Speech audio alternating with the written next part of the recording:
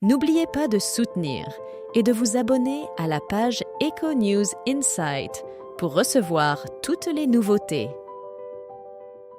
Le mardi 7 novembre 2023, la chaîne RMC Story a diffusé le documentaire intitulé « Affaire Jubillard, le crime vraiment parfait ». Au cours de cette émission, des proches de Delphine Jubillard, dont la disparition remonte au 16 décembre 2020, ont apporté des révélations concernant Cédric Jubillard. Près de 3 années se sont écoulées depuis la disparition de Delphine Jubillard dans la nuit du 15 au 16 décembre 2020. Bien que le mari de la jeune infirmière, Cédric, ait été mis en examen pour homicide volontaire sur conjoint, le corps de son épouse demeure introuvable aux yeux des enquêteurs.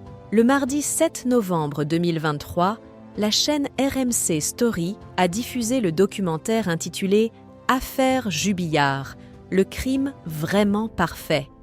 Au sein de ce programme, Anne, une des plus proches amies de la jeune infirmière, a accepté de témoigner pour la première fois. En tant que l'une des dernières personnes à avoir vu Delphine Jubillard en vie, elle s'est souvenue de leur rencontre. Elle est arrivée à 11h et nous avons passé 1 heure ensemble. Nous avons discuté des cadeaux de Noël et des aspects de la vie à cette époque.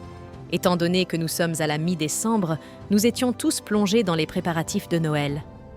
Devant la caméra, Anne a articulé « Notre conversation était si absorbante que nous n'avons pas pris conscience qu'il était précisément midi et que nous devions être ponctuels devant le portail de l'école. » La nuit de la disparition de son épouse, Cédric Jubillard était sorti promener leur chien.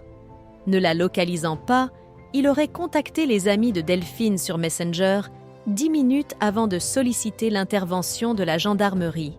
Une amie a relaté « Il nous a précisé un message sur le groupe d'anniversaire de Delphine, nous demandant si elle était chez l'une de nous, si nous l'avions aperçue, précisant qu'elle n'était pas rentrée à la maison. » Pour sa part, Anne s'est remémorée « Je ne l'ai pas croisée le matin, étant encore endormie. » Puis, vers 7h, j'ai pris l'initiative de répondre à ce message collectif en informant Cédric que je ne détenais aucune nouvelle de Delphine.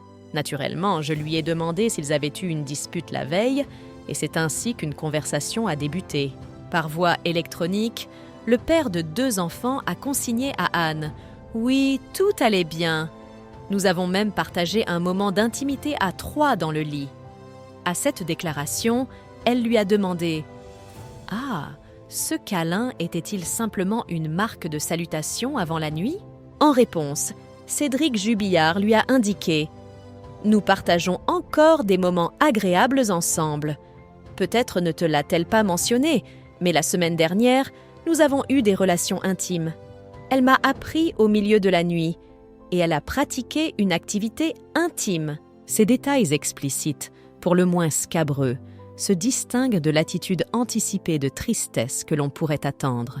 Lors d'un interrogatoire mené par les gendarmes d'Albi, il avait déjà avancé qu'il partageait toujours le même lit en déclaré de manière explicite. « Delphine s'adonne régulièrement à des activités intimes avec moi.